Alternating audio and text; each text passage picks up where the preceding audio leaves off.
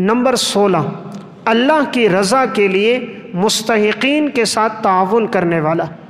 جو محض اللہ کی رضا کے لیے کسی مستحق کے ساتھ تعاون کرے گا، اللہ تعالیٰ فرماتا ہے یہ انسان بھی کامیاب انسان ہے۔ سورہ روم آیت نمبر 38، فَآتِ ذَا الْقُرْبَى حَقَّهُ وَالْمِسْكِينَ وَابْنَ السَّبِيلِ، پس یہ وہ لوگ ہیں جو رشتہ داروں کو بھی ان کا حق دیتے ہیں، مسکینوں کو بھی دیتے ہیں، مسافر کو بھی دیتے ہیں۔ ذَلِكَ خَيْرٌ لِّلَّذِينَ يُرِيدُونَ وَجْهَ اللَّهِ، اور یہ وہ لوگ ہیں جو محض اللہ کی رضا کے لیے سب کچھ کرتے ہیں۔ وَأُولَٰئِكَ هُمُ الْمُفْلِحُونَ، یہی لوگ کامیاب لوگ ہیں۔ تو اللہ تعالیٰ نے فرمایا جو کسی غریب، یتیم، مسکین پہ خرچ کرے گا صرف میری رضا کے لیے کہ میرا اللہ مجھ سے راضی ہو جائے، اللہ تعالیٰ نے فرمایا یہ کامیاب ہے۔ تو اللہ تعالیٰ نے مال دیا ہو تو انسان اپنے عزیز و اقارب میں دیکھے، کوئی مستحق ہے تو ضرور تعاون کرے، ہو سکتا ہے یہ تعاون اللہ کے ہاں قبول ہو جائے اور انسان کی مغفرت کا ذریعہ بن جائے۔ نمبر 18، نمبر 17، آخرت پر یقین رکھنے والا۔ آخرت پر یقین رکھنے والا، اللہ تعالیٰ نے اس کو بیان کیا ہے سورہ لقمان آیت نمبر 4 اور 5 میں کہ کامیاب انسان وہ ہوگا جو آخرت پر یقین رکھے گا۔ یقین رکھنے کا مطلب یہ ہے کہ قیامت کے دن پر ایمان لائے گا کہ ایک دن ایسا آنے والا ہے جس میں حساب و کتاب ہوگا اور مجھے اعمال کا بدلہ ملے گا، اس پر یقین رکھے۔ الذین یقیمون الصلاۃ ویؤتون الزکاۃ وہم بالآخرۃ ہم یوقنون، کہ وہ آخرت پر یقین رکھتے ہیں۔ اولئک علی ھدی من ربہم واولئک ھم المفلحون، یہی لوگ کامیاب لوگ ہیں۔ آخرت پر یقین انسان کو گناہوں سے روکتا ہے۔ چونکہ دیگر مذاہب میں آخرت پر یقین نہیں ہے اس لیے وہ لوگ گناہ کر رہے ہیں۔ قانون کی وجہ سے انسان گناہ سے نہیں رکتا، اللہ کے ڈر سے گناہ سے رکتا ہے۔ یورپ اور امریکہ میں آج تمام قوانین موجود ہیں لیکن سب سے زیادہ جرائم وہاں ہو رہے ہیں، لیکن مسلمان کا ایمان ہے کہ میرا رب مجھے دیکھ رہا ہے، کرامن کاتبین لکھ رہے ہیں، آخرت میں میں نے ہر عمل کا بدلہ دینا ہے۔ جب یہ بات اس کے دل میں ہوتی ہے وہ کبھی اللہ کی نافرمانی نہیں کرتا، بچتا ہے، تو آخرت پر ایمان انسان کو ہر گناہ سے بچاتا ہے۔ تو مومن کی صفت یہ ہے کہ وہ آخرت پر ایمان رکھتا ہے۔ نمبر 18، اللہ اور اس کے رسول کے مخالفین سے بائیکاٹ کرتا ہے۔ جو اللہ اور اللہ کے رسول کا مخالف ہوگا وہ اس سے دلی محبت نہیں رکھے گا، دلی طور پر اس کے ساتھ تعلق نہیں رکھے گا، اس کی محبت صرف ان لوگوں سے ہوگی جو اللہ پر ایمان لانے والے ہیں۔ وہ کافر سے کبھی بھی دلی محبت نہیں رکھے گا۔ اللہ تعالیٰ نے اس بات کو سورہ حشر آیت نمبر 22 میں بیان فرمایا، لا تجد قوما یؤمنون باللہ والیوم الآخر، آپ نہیں پاؤ گے کسی قوم کو جو اللہ پر اور آخرت کے دن پر ایمان رکھیں، یوادون، کہ وہ دوستی کریں، من حاد اللہ ورسولہ، ان سے کہ جو اللہ اور اللہ کے رسول کا مخالف ہے۔ وہ اللہ اور اللہ کے رسول کے مخالف سے کبھی دوستی نہیں کریں گے اور ان کے دل میں کبھی ان کی محبت نہیں ہوگی۔ وَلَوْ كَانُوا آبَاءَهُمْ، اگرچہ وہ ان کے آباء و اجداد کیوں نہ ہوں، ان کا باپ دادا کیوں نہ ہو، اگر وہ اللہ رسول کا مخالف ہے وہ اس سے محبت نہیں کرتے۔ او ابناءہم، چاہے ان کے بیٹے کیوں نہ ہو، او اخوانہم، چاہے ان کے بھائی کیوں نہ ہو، او عشیرتہم، چاہے ان کا خاندان کیوں نہ ہو۔ اولئک کتب فی قلوبہم الایمان، اللہ نے ان کے دلوں پر ایمان کو لکھ دیا۔ اللہ نے صحابہ کے بارے میں فرمایا ہم نے ان کے دلوں پر ایمان کو لکھ دیا۔ وَأَيَّدَهُمْ بِرُوحٍ مِّنْهُ، اور ہم نے روح کے ذریعے ان کی مدد کی۔ وَيُدْخِلُهُمْ جَنَّاتٍ تَجْرِي مِن تَحْتِهَا الْأَنْهَارُ، اللہ داخل کرے گا ایسے باغات میں جن کے نیچے نہریں بہہ رہی ہوں گی، خالدین فیہا، رہیں گے ہمیشہ اس میں۔ رضی اللہ عنہم ورضوا عنہ، اللہ ان سے راضی اور یہ اللہ سے راضی۔ اولئک حزب اللہ، یہ اللہ کی جماعت ہے۔ الا ان حزب اللہ ہم المفلحون، اور اللہ کی جماعت ہی کامیاب جماعت ہے۔ تو اللہ تعالیٰ نے یہاں کامیاب اس کو کہا کہ جو اللہ اور رسول کا مخالف ہوگا اس سے وہ محبت نہیں کرے گا، چاہے اس کا باپ کیوں نہ ہو، چاہے بیٹا کیوں نہ ہو، چاہے خاندان کا فرد کیوں نہ ہو۔ میں چند مختصر واقعات سنا کے بات ختم کرتا ہوں۔ تفسیر قرطبی میں اس آیت کے ذیل میں انہوں نے چند واقعات لکھے کہ صحابہ اکرام کو اللہ رسول سے بڑی محبت ہوتی تھی، اور اللہ رسول کے مقابلے میں ان کا باپ بیٹا پوتا ہوتا خاندان ہوتا وہ اس کی مخالفت کرتے، اللہ رسول کی موافقت کرتے۔ واقعہ لکھا کہ حضرت ابو بکر صدیق رضی اللہ تعالیٰ عنہ کے والد ابو قحافہ نے ایک دفعہ کچھ نازیبہ الفاظ کہہ دیے۔ اس وقت تک یہ مسلمان نہیں ہوئے تھے۔ ابو بکر صدیق رضی اللہ تعالیٰ عنہ نے اپنے والد کے منہ پہ تماچا مار دیا۔ آپ صلی اللہ علیہ وسلم کو اطلاع ہوئی، آپ نے فرمایا کیوں ایسا کیا؟ فرمایا یا رسول اللہ انہوں نے آپ کے بارے میں نازیبہ گفتگو کی تھی، تلوار نہیں تھی ورنہ میں ان کا سر قلم کر دیتا۔ آپ صلی اللہ علیہ وسلم نے فرمایا کچھ نہ کہو، آپ نے منع کر دیا۔ یعنی دیکھیں حضور سے کیسی محبت ہے کہ اللہ رسول کے مقابلے میں باپ ہیں لیکن باپ کا اعتبار نہیں کیا، حضور کی محبت غالب تھی۔ امام قرطبی رحمہ اللہ نے یہاں ایک اور واقعہ لکھا، حضرت ابو عبیدہ بن جراح رضی اللہ تعالیٰ عنہ، یہ صحابی ہیں، ان کے والد جراح یہ ایمان نہیں لے کر آئے تھے۔ جنگ کے دوران ابو عبیدہ کا والد جراح بار بار ان کے آمنے سامنے آ رہا تھا، یہ کوشش کرتے تھے میرا والد میرے سامنے نہ ہو۔ والد کافر تھا، یہ مسلمان تھے، لیکن پھر بھی جب وہ ان کے سامنے جنگ کے دوران آ گئے تو انہوں نے اپنے والد کو قتل کر دیا۔ اس لیے قتل کر دیا کہ ایمان کا تقاضا ہے، اللہ رسول سے محبت کا، کہ جو کفر کی طرف سے آئے گا اس سے جہاد کرنا اور لڑنا یہ ایمان کا تقاضا ہے۔ تو حضرات صحابہ اکرام کو ایسی محبت تھی۔ امام قرطبی رحمہ اللہ نے ایک اور واقعہ بھی لکھا، حضرت مصعب بن عمیر کا اپنا بھائی ہے عبید بن عمیر، مسلمان نہیں ہوا تھا اور وہ جنگ کے دوران کفر کی طرف سے آیا تو مصعب بن عمیر بھائی نے اپنے بھائی کو قتل کر دیا کہ جب ایمان کے مقابلے میں کوئی آئے گا تو اس کا اعتبار نہیں۔ تو اللہ نے اسی لیے تو صحابہ کی تعریف کی کہ یہ وہ لوگ ہیں کہ ہم نے ان کے دلوں پر ایمان کو لکھ دیا، ہم ان سے راضی ہو گئے، یہ ہم سے راضی ہو گئے۔ حضرت عمر رضی اللہ تعالیٰ عنہ، امام قرطبی نے واقعہ لکھا، ان کے اپنے خاندان کے تھے، ان کے اپنے ماموں تھے اور وہ مقابلے میں آ گئے۔ حضرت عمر رضی اللہ تعالیٰ عنہ نے اپنے ماموں کو قتل کر دیا۔ امام قرطبی نے ایک اور واقعہ بھی لکھا، عبداللہ بن ابی بن سلول رئیس المنافقین میں سے ہے، لیکن اس کا بیٹا جو عبداللہ تھا وہ صحابی تھا، پکا صحابی تھا۔ ایک دن آپ صلی اللہ علیہ وسلم پانی پی رہے تھے تو اس نے کہا یا رسول اللہ یہ بچا ہوا پانی مجھے دے دیں، میں اپنے والد کو دیتا ہوں تاکہ میرے والد کا دل صاف ہو جائے۔ یعنی وہ معاذ اللہ منافق ہو سکتا ہے، آپ کے بچے ہوئے پانی سے اس کا دل صاف ہو جائے گا۔ آپ صلی اللہ علیہ وسلم پانی لے کر، وہ بیٹا جو تھا عبداللہ وہ پانی لے کر چلا گیا، لیکن عبداللہ بن ابی بڑا بدبخت انسان ہے، رئیس المنافق ہے۔ قرآن کریم نے تو بڑی مذمت کی ہے ان منافقین کی۔ تو جب یہ بیٹا لے کر گیا اپنے والد سے کہا کہ میں حضور کا جھوٹا پانی لایا، تم پی لو اور اللہ تعالیٰ تمہارے دل کو صاف کر دے گا۔ تو اس بدبخت نے آگے سے کہا اگر تو اپنی ماں کا پیشاب لے آتا تو وہ پی لیتا، میں یہ نہیں پیتا ہوں۔ تو جب بیٹے نے یہ بات سنی تو آ کر آپ صلی اللہ علیہ وسلم کے پاس آئے، کہا یا رسول اللہ اجازت دو میں اپنے باپ کا سر قلم کرتا ہوں۔ آپ صلی اللہ علیہ وسلم نے منع کر دیا۔ آپ نے اس لیے منع کیا کہ پھر لوگ یہ کہیں گے کہ جو مسلمان ہو جاتا ہے وہ اپنے باپ کو قتل کر دیتا ہے۔ آپ صلی اللہ علیہ وسلم تو رحمت للعالمین تھے، اس لیے آپ نے منع کر دیا۔ لیکن صحابی کی محبت کیسی ہے، کہا یا رسول اللہ اجازت دو، سر قلم کر کے آپ کے قدموں میں لا کے رکھوں گا۔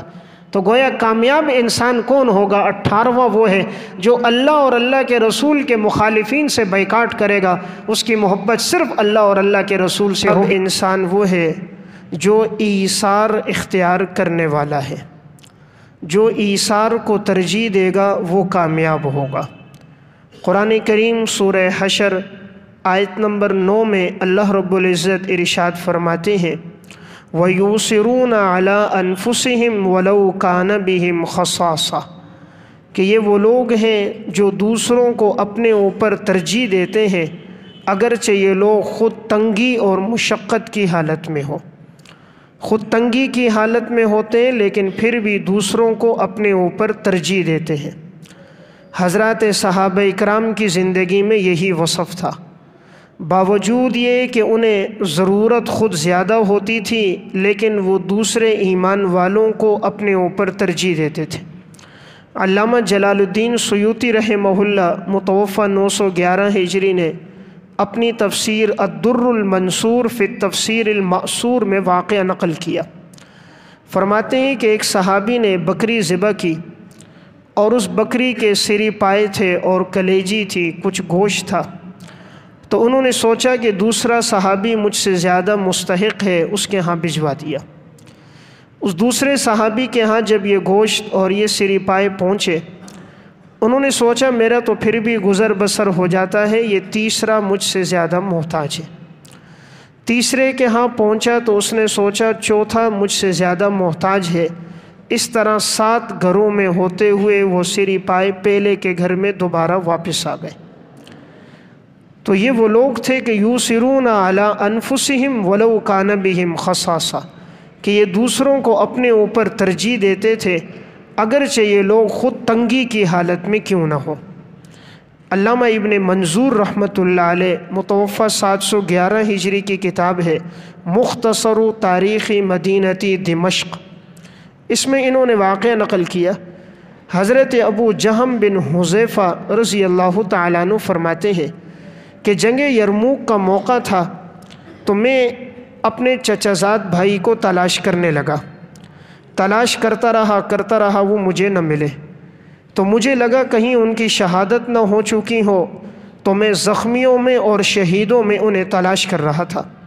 تلاش کرتے ہوئے میری نگاہ ان پہ پڑ گئی۔ جب میں ان کے قریب گیا، میرے پاس پانی کا مشکیزہ تھا، تو میں نے دیکھا وہ زخموں کی حالت میں چور ہیں۔ میں پانی دینے لگا تو قریب میں ہشام بن عاص، عمر بن عاص کے بھائی نے آواز دی کہ مجھے پانی پلاؤ۔ تو میرے چچا زاد بھائی نے کہا پہلے انہیں پانی پلا دو، مجھے بعد میں پلانا۔ کہتے ہیں جب میں انہیں پانی پلانے کے لیے پہنچا تو قریب میں ایک تیسرے زخمی نے آواز دی کہ مجھے بھی پانی پلاؤ۔ تو اس دوسرے نے کہا مجھے بعد میں پلاؤ، پہلے اس تیسرے کو پلا دو۔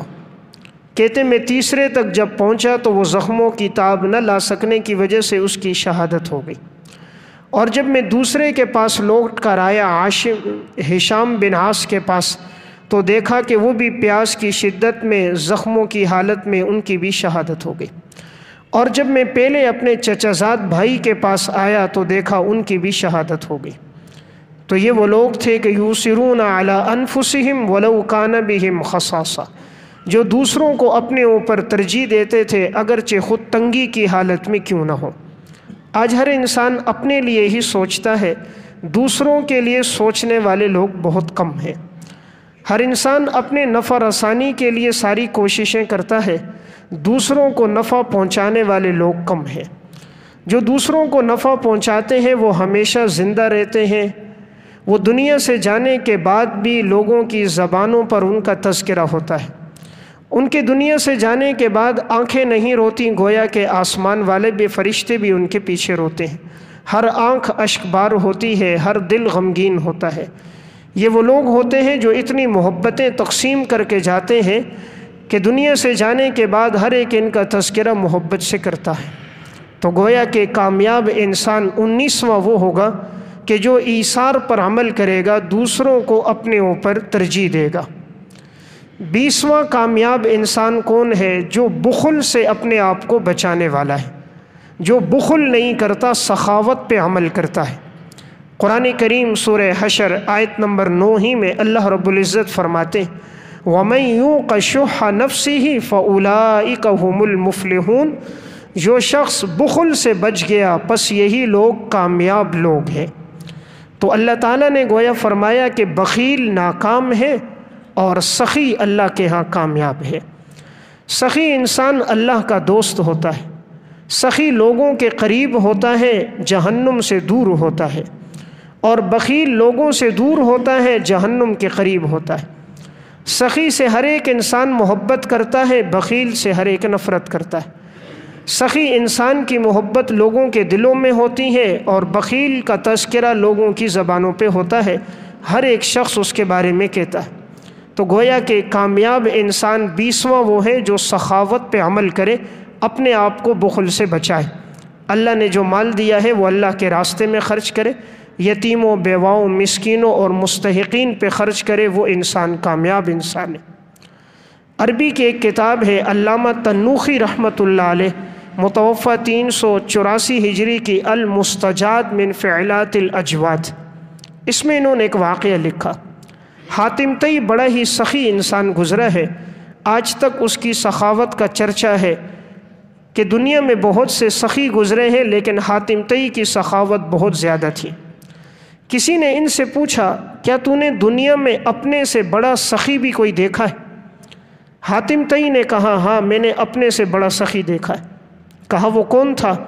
کہا وہ قبیلہ بنو طے کا ایک یتیم لڑکا تھا، وہ مجھ سے بڑا سخی ہے۔ انہوں نے پوچھا وہ کیسے؟ حاتم طئی نے کہا ایک دفعہ میں شکار کر رہا تھا، شکار کرتے کرتے میں جنگل میں بہت آگے بڑھ گیا، اور جب میں لوٹنے لگا تو میں نے دیکھا رات کا اندھیرا چھا چکا ہے۔ اب میں نے سوچا کہ اگر گھر کی طرف لوٹتا ہوں تو اندھیرا ہے، تو کہیں ایسا نہ ہو جنگل کے درندے نقصان نہ پہنچا لیں، چلو یہیں کوئی خیمہ دیکھتا ہوں، کسی کے پاس ٹھہر جاتا ہوں۔ کہتے میری نظر پڑی، اچانک مجھے خیمہ نظر آیا۔ خیمے کے باہر میں نے آواز دی کہ مسافر ہوں، آج کی رات ٹھہروں گا اور صبح اپنی منزل کی طرف چلا جاؤں گا۔ تو کہا خیمے سے ایک یتیم لڑکا تھا، نوجوان باہر آیا، تو میں نے اس سے کہا کہ بیٹا میں مسافر ہوں، آپ کے ہاں ٹھہرنا چاہتا ہوں۔ تو اس نے اندر خیمے کے اندر ایک پردہ لگا دیا، ایک طرف اس کی والدہ تھی، دوسری طرف مجھے ٹھہرایا، اور اس نے بکری ذبح کی اور بکری کا گوشت پکایا، مغز الگ پلیٹ میں لایا، کلیجی الگ پلیٹ میں لائی، گوشت بھون کر الگ پلیٹ میں لایا۔ حاتم طئی کہتے ہیں جب میں نے مغز کھایا تو مجھے بہت اچھا لگا، تو میں نے اس سے کہا کہ یہ گوشت بہت لذیذ تھا اور بڑی اس میں مٹھاس تھی۔ اس نے کہا کیا آپ کو پسند آیا؟ کہا یہ مجھے بہت پسند آیا۔ تو اب کہتے ہیں وہ لڑکا اٹھ کے چلا گیا، مجھے نہیں پتا تھا کہ یہ کس کے لیے گیا۔ چند گھنٹے گزرے ہیں کہ میں کیا دیکھتا ہوں مختلف پلیٹوں میں وہ مغز انہوں نے الگ الگ لایا ہے اور پھر میرے سامنے رکھا۔ پھر جب میں نے ان میں سے کھایا تو مجھے قضائے حاجت کی ضرورت پیش آئی، میں خیمے سے باہر آیا تو میں نے کیا دیکھا، خیمے کے ارد گرد سارا خون ہی خون ہے۔ تو میں نے اس یتیم سے پوچھا کہ یہ خون کہاں سے آیا؟ جب میں آیا تھا تو خون نہیں تھا۔ اس نے کہا میرے پاس 10 بکریاں تھیں، تو میں نے پہلی بکری تمہارے لیے ذبح کی تھی کہ تم مہمان ہو، مہمان کا اکرام کرنا ضروری ہے، تو میں نے بکری ذبح کی، تمہارے لیے مغز بھی رکھا تھا، گوشت بھی رکھا تھا، تمہیں مغز پسند آیا تھا۔ تو پھر جب تم نے کہا کہ اس مغز میں بڑی لذت ہے تو میں نے اپنی جو بقیہ 9 بکریاں تھیں میں نے انہیں بھی ذبح کر دیا، اور 9 کی 9 بکریوں کا جلدی سے میں نے مغز نکالا، والدہ کو دیا، انہوں نے تمہیں بھون کے دے دیا۔ حاتم طئی نے کہا کیا اس کے علاوہ تیرے گھر میں کوئی اور بکری ہے؟ کہا نہیں۔ کہا کوئی اور گائیں ہیں؟ کہا نہیں۔ کوئی اور اونٹنی ہے؟ کہا نہیں۔ کہا کتنی بکریاں تھی؟ کہا یہی 10۔ کہا تو نے سب میرے لیے کاٹ دی؟ کہا سب تیرے لیے کاٹ دی۔ تو اس شخص نے آگے سے کہا حاتم طئی نے کہ بھئی تو نے ایسا کیوں کیا؟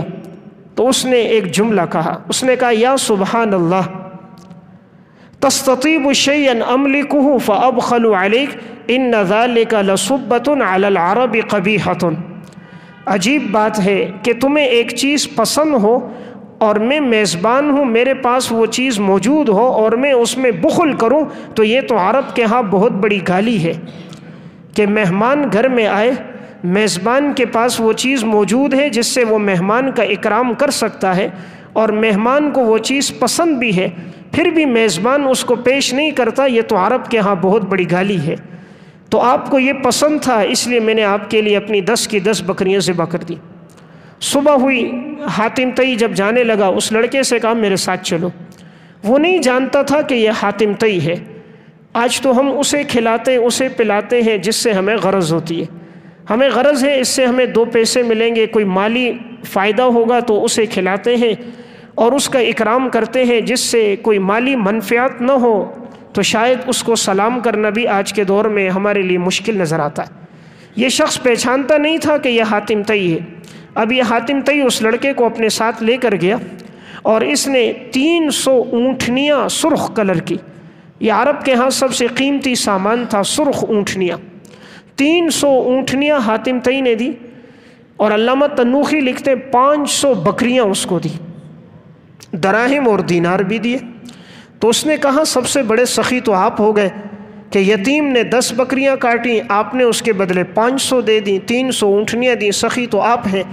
حاتم طئی نے کہا نہیں، سخی وہ لڑکا ہے، اس لیے کہ اس کے پاس 10 تھی، اس نے 10 کی 10 میرے لیے ذبح کر دی، اور میرے کو تو اللہ نے لاکھوں دی ہیں، اللہ نے مجھے بہت وسعت دی ہے، تو میں نے تو اپنے سارے مال میں سے تھوڑا سا اس کو دیا ہے، اور اس نے تو اپنا سارا مال، میں ایک اجنبی مسافر تھا، مجھے وہ جانتا نہیں تھا، اس نے سب میرے لیے قربان کر دیا، کہا سخی ہے تو وہ سخی۔ تو اللہ تعالیٰ کو سخی انسان بہت پسند ہے۔ تو 20واں کامیاب انسان وہ ہوگا جو سخاوت پہ چلتا ہوگا، اللہ اور اللہ کے رسول کے راستے میں وہ مال خرچ کرتا ہوگا، یہ سخی انسان اللہ کو پسند ہے۔ انسان کی زندگی کا تو کوئی پتہ نہیں، سامان 100 برس کا پل کی خبر نہیں، وہی کچھ کام آئے گا جو ہم نے اپنے ہاتھوں سے اللہ کے راستے میں خرچ کیا ہوگا۔ انسان اس امید میں نہ رہے کہ میرے ورثہ خرچ کریں گے، جب تو نے خود اللہ کے نام پر نہیں دیا تو کیا امید رکھتا ہے کہ تیرے ورثہ دیں گے تیرے نام پر؟ کمائی انسان نے خود کی، حلال اور حرام جمع کیا، ورثہ کے پیچھے عیش و عشرت کا سامان تو جمع تو نے کر دیا، لیکن اللہ کے ہاں جواب تو نے دینا ہوگا کہ یہ مال کہاں سے کمایا۔ ہر چیز کے بارے میں ایک سوال ہے، مال کے بارے میں 2 سوال ہیں۔ آپ صلی اللہ علیہ وسلم نے فرمایا ابن آدم کے قدم اس وقت تک اپنی جگہ سے نہیں ہلیں گے جب تک وہ 5 باتوں کا جواب نہ دے کہ ہم نے تجھے زندگی دی تھی تو نے کہاں گزاری، ہم نے تجھے جوانی دی تھی تو نے کہاں فنا کی، تو نے اپنے علم پر عمل کتنا کیا، اور مال کے بارے میں 2 سوال، مال کہاں سے کمایا اور کہاں اس مال کو خرچ کیا۔ تو اب ہم نے سوچنا ہے ہم حلال ذریعے سے کما رہے ہیں یا حرام ذریعے سے کما رہے ہیں۔ اگر حرام سے کما رہے ہیں تو ایک جگہ ایسی ہے جہاں ہم نے جواب بھی دینا ہے کہ یہ کہاں سے کمایا تھا، کتنا بینک بیلنس جمع کیا تھا۔ ایک مقام ایسا ہے جہاں انسان نے اس کی جواب دہی بھی دینی ہے۔ تو 20واں انسان اللہ کے ہاں وہ پسندیدہ ہے جو سخی انسان ہے، جس کے مال سے لوگوں کو فائدہ پہنچتا ہے، اللہ تعالیٰ کے ہاں یہ پسند